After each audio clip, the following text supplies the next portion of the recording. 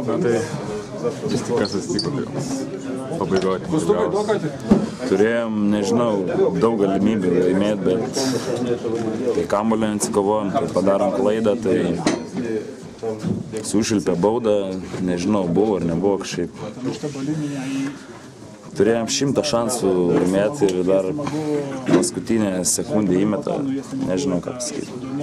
Ar įmanoma kažkaip paaiškinti tos tokius klaidelės, tokias gana vaikiškas, sakykime, rungtynių eigoje? Nežinau, gal, aišku, įtampa darė savo, visi žinom. Manau, ką padarysim, ką dabar. Tai sezonas nesibaigė, dar be to turim šansų top 16 ir Partizanas aplošė vokiečius pas juos. Aišku, čia vėl šį sezoną krepšinio dievai, nes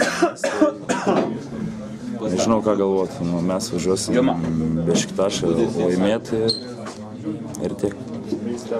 Daug labai netaklių metimų tiek nuo baudų linijos, tiek tritaškių ir panašiai. Visą šį sezoną esate viena prasčiausių komandų pagal šios rodiklius. Kodėl tai?